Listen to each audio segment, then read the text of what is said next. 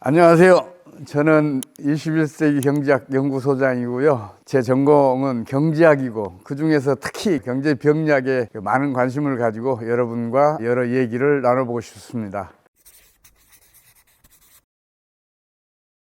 그런 얘기 나올 만해요. 노무현 정권 때 연평균 성장률이 4.6%였는데 이게 이명박 정권에서는 3.3%로 떨어지고 박근혜 정권에서는 이게 3%로 떨어져요. 문재인 정권에서는 또 2.4%로 떨어져요. 윤석열 정부 지난해 성장률은 1.4%거든요. 이거는 미국 성장률 3.1% 절반도 안 돼요. 그러니까 국민들이 느끼는, 특히 이제 사업하시는 분들이 느끼는 체감 경기라는 것은 엄청 아프죠. 얼른 빨리 이런 그 초장기 경기 부진 늪에서 벗어나야 되는데 그게 지금 안 되고 있어서 더 안타깝습니다. 금융위기의 발원지가 우리나라는 아닐 것이라고 저는 보고 있어요. 금융위기라는 것은 주로 부동산 시장이나 주식 시장에서 거품이 크게 형성됐다가 이게 꺼지면서 경제 내에 유동성이 수축되고 그 유동성 수축이 신용 파괴원리를 작동시켜서 신용 승수배만큼 통화량을 줄일 때에 이제 금융위기가 터지는 거거든요. 근데 우리나라 부동산 시장은 이미 2022년도에 꺼져서 2023년도에는 이제 정체기에 들어갔거든요. 주식시장은 세계적으로 우리나라는 좀 저평가돼 있어요. 미국에 비해서도 그렇고 일본에 비해서도 그래요. 1980년대 말 당시에 우리나라 주가지수가 1000을 최초로 넘었어요. 그 당시에 미국 다우지수는 3000을 겨우 넘었었거든요. 미국 다우지수는 4만 근처에서 지금 움직이고 있잖아요. 근데 우리나라 주가지수는 겨우 2700에서 움직인단 말이에요. 그런 것만 보더라도 그동안 우리나라 성장률이 훨씬 미국보다 높았으니까 너무 지나치게 과소평가돼 있다, 이렇게 봐야 되기 때문에 우리나라에서 먼저 터지지는 않는데, 문제는 뭐냐면 금융위기가 터지면 전염성이 엄청 높아요. 특히 미국이나 중국처럼 경제 규모가 큰 나라에서 금융위기가 터지면 거의 즉각적으로 전염이 된단 말이에요. 그래서 우리나라도 세계적인 금융위기가 터졌을 때 그 파고를 견뎌내기 어려울 것이다, 우리나라도 더 심각해질 수도 있다, 이렇게 판단하고 있어요. 저는 중국 경제에서 먼저 금융위기가 터져서 이게 전 세계로 전염될 줄 알았거든요. 근데 제가 간과한 게 하나 있어요. 중국은 강력한 통제 경제 체제예요. 중국 정부가 금융위기 진행을 계속해서 차단해내고 있어요. 그래서 잘 버티고 있어요. 그래서 지금 성장률은 계속 떨어지고 있거든요. 지난해 중국 발표는 성장률이 5.2%라는데 이건 통계 조작으로 이루어진 성과 같아요. 중국 대도시의 노숙자들이 큰 폭으로 증가하고 있고 이런 거 마이너스 성장을 하지 않으면 그런 일이 안 벌어지거든요. 그래서 중국이 지금 성장률이 급속하게 떨어지고 있어서 이것이 앞으로 어느 시점에선가는 금융위기 진행을 파괴적으로 일으킬 것 같다, 저는 이렇게 보고 있어요. 가계부채가 지금 어떤 상황인지, 얼마나 위험한지 알기 위해서는 가계부채 이면을 함께 살펴야 돼요. 가계부채 이면에 뭐가 있어요? 금융기관 대출이 있잖아요. 금융기관 대출은 언제 많이 증가하겠어요? 자본 축적이 충분해서 신뢰할 만한 기업들에게 모두 대출을 해주고도 자금이 나오면 가계에 대출해줘요. 1천억 원을 한 개 기업에 대출해주면 관리비용이 엄청 싸요. 그런데 1억 원씩 1000개 가게에 대출해준다고 생각해봐요. 그 관리비용이 엄청 비싸요. 금융기관은 기업에 먼저 대출해주고 남은 돈을 가게에 대출해줘요. 가계부채 비율이 높다는 것은 자본 축적이 충분하다는 걸 의미하고 이건 바람직하다고 봐야 돼요.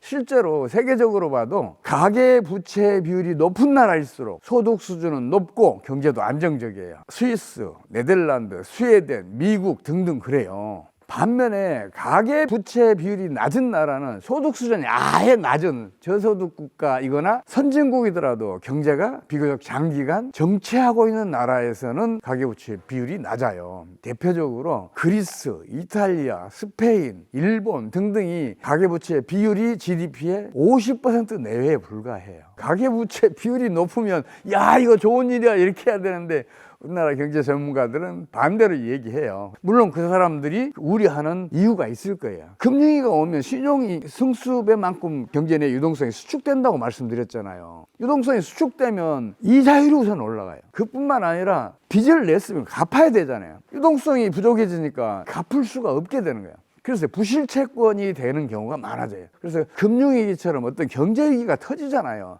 그때는 가계 부채든 기업 부채든 국가 부채든 이게 경제 전체에 또 개인의 삶 또 사업에 치명적인 타격을 입힐 수도 있어요. 그것 때문에 많은 경제 전문가들이 우려를 하는데 가계부채 비율 그 자체를 문제 삼으면 안 돼요. 2002년도에 노무현 전 대통령에게 제가 직접 경고를 했어요. 당시에 우리나라 가계부채 비율은 GDP의 50%를 넘는 수준에 불과했어요. 가계부채 비율을 축소를 시키면 금융기관들로서는 대출해 줄 때가 사라지기 때문에 다른 쪽으로 이렇게 부동산 시장이 투기 열풍이 불 거고, 그러면 가계부채 비율은 더 높아질 수도 있다. 제가 그렇게 직접 경고를 했었거든요. 실제로 부동산 투기 광풍이 당시에 불었어요. 2005년, 2006년, 2007년도에.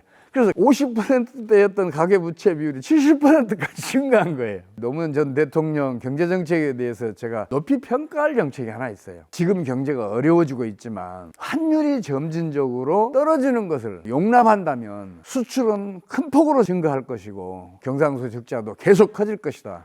그러면서 경제는 상승 곡선을 걸을 것이라고 제가 권유를 했어요. 실제로 노무현 전 대통령은 환율이 점진적으로 떨어지는 걸 용납을 했어요. 그래서 최근 정권 중에서는 김대중 정권 이외의 다른 정권보다는 성장률이 훨씬 높아졌어요. 실제로 2001년도에 1326원이었던 환율이 2007년 10월 달에 899원까지 떨어졌어요. 그동안 난리가 났어요. 언론도 그렇지, 기업도 그렇지, 수출기업 다 죽는다 그랬어요. 근데 수출은 그 기간 동안에 무려 2.5배가 증가해요. 노무현 전 대통령의 환율 하락을 용인하는 정책, 그게 호성적을 기록할 수 있도록 했어요. 우리 경제가 어려워진 가장 결정적인 원인이 정부의 고환율 정책이에요. 정부는 그래요. 환율이 올라야 수출이 증가하고 경상수지도 커져서 경기는 상승한다, 성장률은 높아진다, 이렇게 얘기를 해요. 틀렸어요. 경상수지가 흑자인 나라에서는 환율이 올라갔을 때 수출이 장기적으로 증가한 사례가 단 하나도 없어요. 그리고 우리 정부는 수출이 GDP의 절반에 육박한다고 주장하면서 수출 증가하기 위해서는 환율을 끌어올려야 한다고 주장을 해요. 근데 이것도 틀렸어요. 수출은 매출 총액이에요. GDP는 부가가치 총액이에요. 이게 약 4배가 돼요. 따라서 그 기준을 일치시켜주면 우리나라 수출은 GDP의 지금 10%가 안 돼요. 내수가 90% 이상이라는 이야기죠. GDP의 90% 이상을 차지하는 내수는 환율이 떨어질 때 확장이 되겠어요? 아니면 환율이 올라갈 때 확장이 되겠어요? 당연히 환율이 내려갈 때 확장이 돼요. 우리 지금 주요 자원들 모두 수입해오잖아요. 공업용 자원은 물론이고 에너지 자원, 또 식량 자원도 수입 의존도 90%가 넘잖아요. 환율이 떨어지면 훨씬 더 싸게 사올 수 있단 말이에요. 국제 수지도 훨씬 더 개선될 수 있고, 환율이 올라가서 수출이 제 아무리 늘어도 수출은 GDP의 10%가 안 돼요. 그래서 수출이 증가하더라도 내수가 환율 상승에 의해서 축소되면 경제 성장률은 떨어져요. 물론 경상수지가 만성적인 적자인 나라에서는 환율을 끌어올리면 수출이 늘어요. 근데 우리나라는 지금 만성적인 흑자잖아요. 경상수지가 그 규모가 크기 때문에 환율은 점진적으로 떨어질 수밖에 없다. 이걸 용납하는 정책만 펼치면 윤석열 정부는 좌우간 경제정책에서는 성공한다, 이렇게 얘기했는데 반대로 가고 있어요.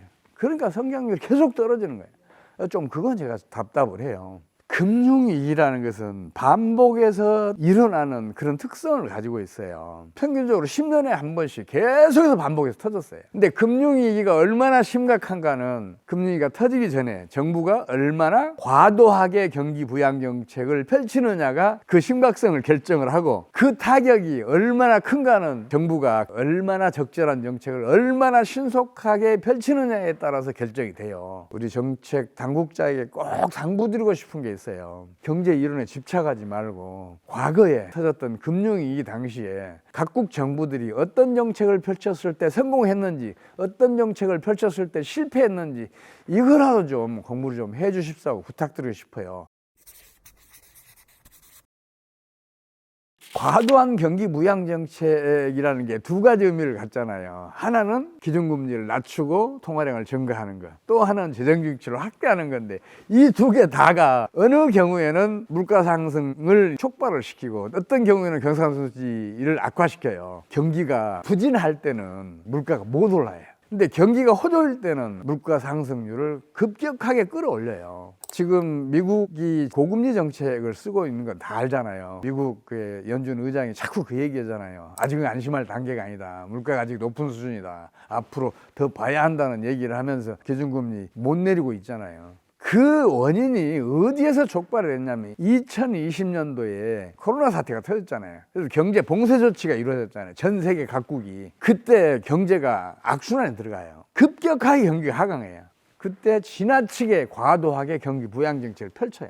미국 같은 경우에는 재정 지출을 8천억 달러를 추가로 투입을 해요. 기준금리도 계속 낮춰서 0.25% 낮춰져요. 그러니까 경기 과열이 일어나는 거예요. 2021년도 미국의 성장률이 무려 5.8%까지 올라가요. 경기가 과열됐으니까 당연히 소비자 물가 상승률이 급등을 하고 그 다음에는 경상수지 적자가 계속 커지게 됐어요. 그때 당시에 과도한 경기 부양 정책이 지금과 같은 세계적인 고물가 현상 초래했다고 봐도 틀림없어요.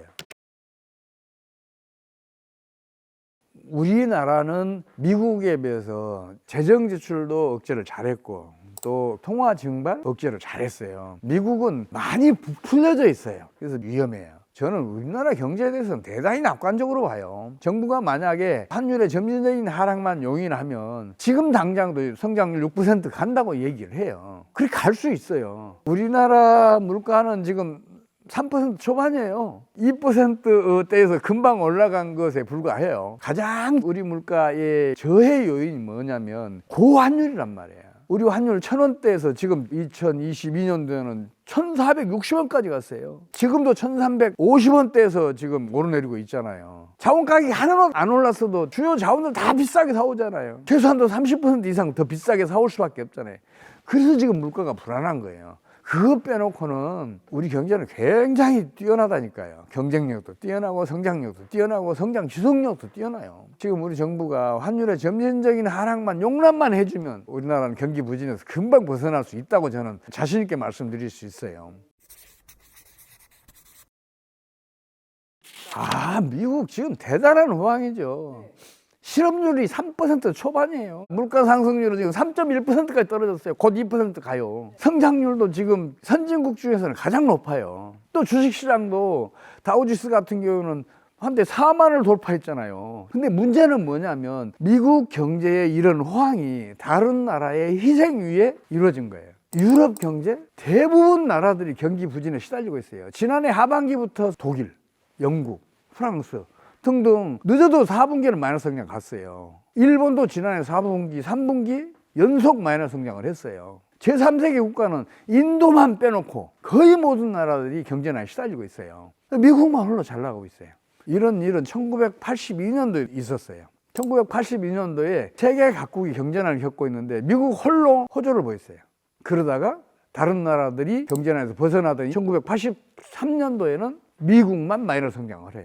그런 일이 앞으로도 벌어질 것 같아서 제가 걱정을 하고 있고, 지금 우리나라 특히 젊은이들 중심으로 미국 주식 투자 많이 하잖아요. 미국에다 투자하면 무조건 달러가 강세니까 환차익 누릴 수 있는 데다 주가 지수도 계속 상승했으니까 주가 상승에 따른 이익도 볼 수가 있었잖아요. 근데 미국 다우지수가 39,000대잖아요. 지금 앞으로 4, 5개월 지속을 한다면 그 사람들 어떻게 되겠어요? 다 이탈해요. 그러니까 미국 내 유동성 수축이 되고 그러면서 주식시장이 급락할 수도 있어요. 미국 다우지수가 4만을 돌파하게 되면 더 큰 문제가 벌어질 거라고 봐요. 지금도 거품인데 그 거품이 더 커져서 붕괴되게 되면 치명타를 입힐 수도 있다고 저는 봐요.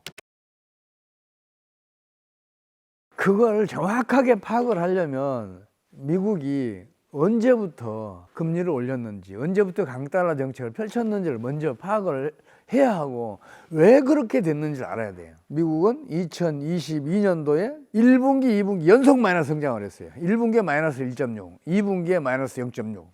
두 분기 연속 마이너스 성장을 하게 되면 미국은 그걸 리세션이라고 불러요. 경기 후퇴라고. 그만큼 심각하게 봐요. 근데 그렇게 경기가 급강하했으면 경제학 이론들이라면 어떤 정책을 펼쳐야 되겠어요? 기준금리 낮춰서 투자 활성화 시켜야 되잖아요. 또 달러를 약세로 전환시켜서 수출을 촉진해야 되잖아요. 근데 놀랍게도 미국은 경제학이 가르치는 거하고는 정반대 정책을 펼쳐요. 자이언트 스텝, 빅 스텝 그 유명했잖아요. 기준금리를 급격하게 인상을 해갔잖아요. 또 달러도 가치를 급상승시켰잖아요. 그 다음에 놀라운 일이 벌어져요. 3분기에는 성장률이 3%를 넘어서요. 4분기에도 3% 가까워져요. 왜 그랬냐면요, 간단해요.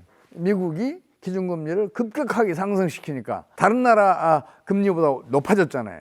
거기다 달러가 강세를 보이니까 다른 나라에 투자됐던 국제 금융자본들이 환차익을 노리고 미국에 투자를 하게 됐어요. 그러니까 미국은 성장률이 높아지고 주식시장도 호조고 부동산 시장도 거품이 안 꺼졌고 최고의 호황을 누리게 된 거예요. 근데 이건 내 이웃을 거지로 만드는 정책이에요. 그 피해를 가장 크게 본 나라 중 하나가 우리나라예요. 우리나라는 당시에 환율이 연초에 1200원대 1460원까지 올라갔다니. 국내에 투자된 국제금융자본, 국내 금융자본들은 환차손을 입었잖아요. 미국에 투자하면 환차익을 보여.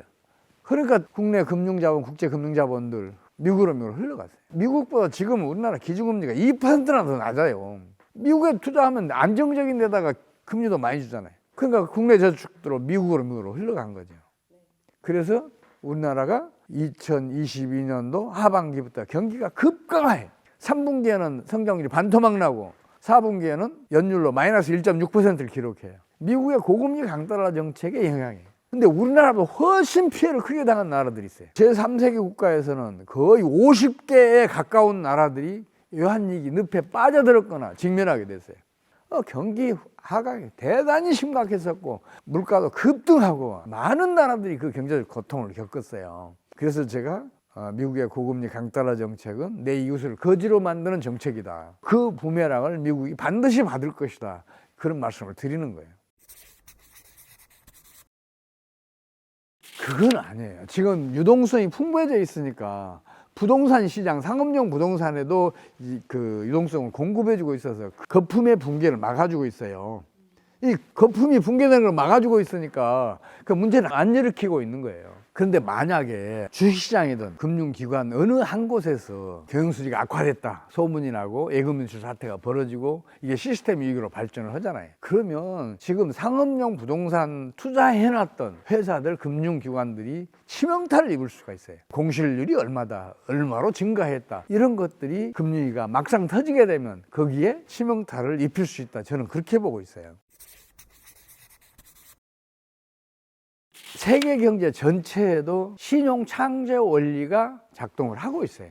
미국이 기축통화를 발행하는 국가잖아요. 그래서 미국의 경상수지 적자가 세계 경제에 유동성을 공급해주는 역할을 하고 있어요. 달러가 세계 경제에 공급이 되면 그 달러만큼만 유통이 되는 게 아니에요. 그게 대출이나 투자 형태로 기업이나 가게에 흘러가게 되잖아요. 기업이나 가게는 또 다시 저축이 이제 더 많이 축적이 되니까 금융기관에 저축하고 투자하고 그래요. 이게 반복돼요. 이게 신용창조 원리거든요. 이 신용창조 원리가 작동을 하면서 미국이 공급한 통화 유동성보다 훨씬 큰 규모 세계 경제에 유통되고 있어요. 근데 만약에 어느 나라에서 금리가 터졌다, 그러면 신용 창조 원리의 역과정인 신용 파괴 원리를 작동을 시켜요.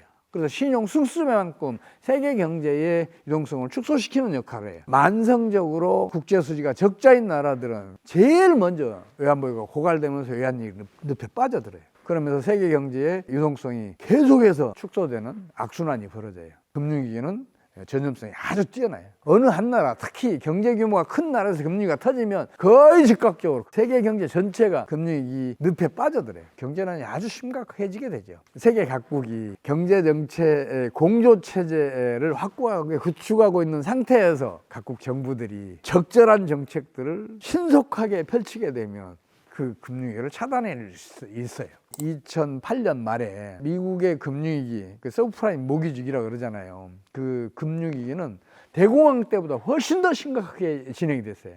가산금리라고 있죠. 영어로는 스프레드라고 하는데 이 스프레드가 대공황 때보다 2배나 더 컸어요. 그때 미국이 G20 회의를 소집을 해요. 각국 정상, 또 재무부 장관, 중앙은행 총재들 모두 불러놓고 미국이 모범을 보일 테니까 같이 재정지출을 증가시키고 번원토가 증가시키고 기준금리 낮추고 그렇게 해서 이번 금융위기를 어떻게든지 극복해보자 이렇게 제안을 해요. 그리고 실제로 미국이 모범을 보여요. 미국은 당시에 번원통화를 2배나 증가시켜요. 재정지출을 7천억 달러를 추가로 투입을 해요. 기준금리도 0.25%까지 낮춰요.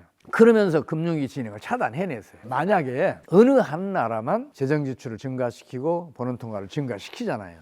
그럼 그 나라만 국제 경쟁력은 떨어지고 성장 잠재력도 떨어져요. 왜 그러냐면 이게 투입되는 분야는 주로 생산성과 이익이 낮아서 민간 부문이 외면하는 분야에 투입이 돼요. 그래서 공동으로 그런 정책을 펼쳐야 돼요. 근데 저는 이번에는 그게 지금 국제 공조 체제가 어렵겠다 싶은 생각이 들어요. 그래서 걱정을 하고 있어요.